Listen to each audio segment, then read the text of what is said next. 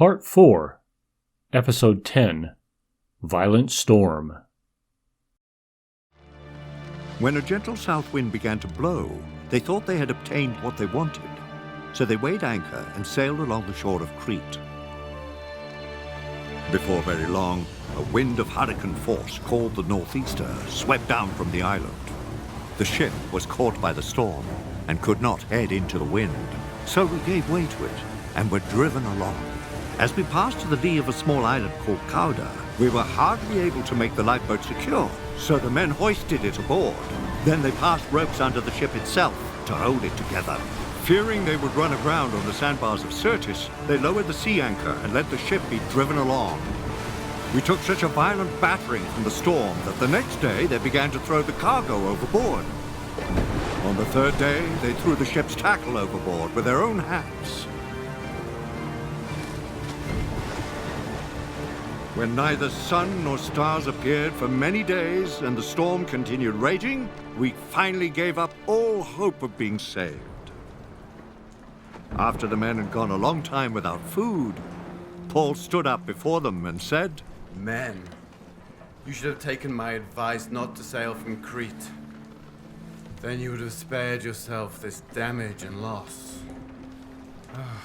But now I urge you to keep up your courage, because not one of you will be lost. Only the ship will be destroyed.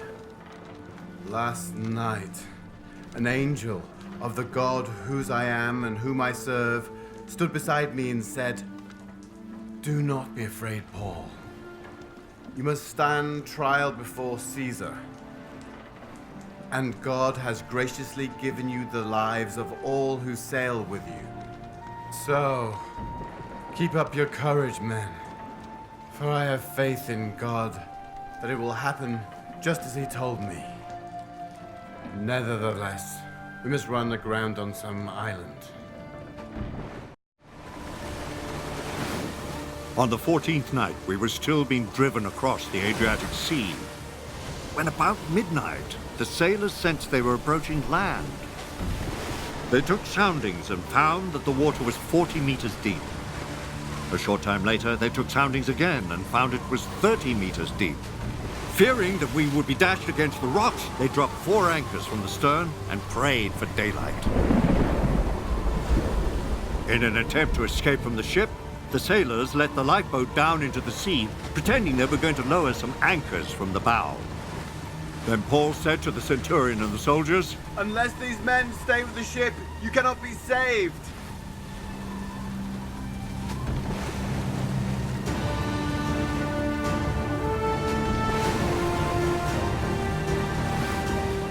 So the soldiers cut the ropes that held the lifeboat and let it fall away.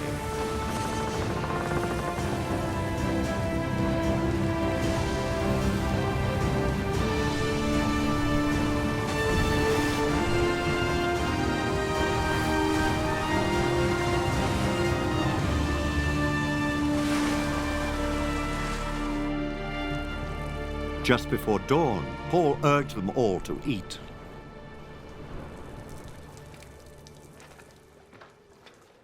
"For the last 14 days, He said, you have been in constant suspense and have gone without food. You haven't eaten anything. Now, I urge you to take some food. You need it to survive.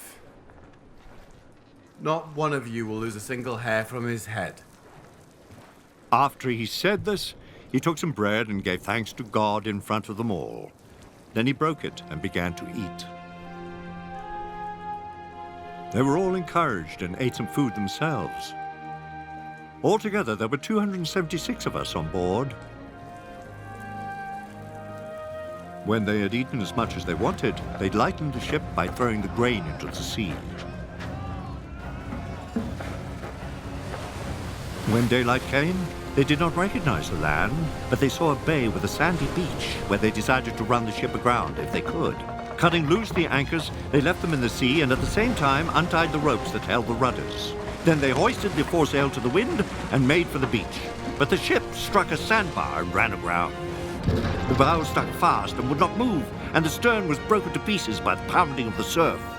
The soldiers planned to kill the prisoners to prevent any of them from swimming away and escaping.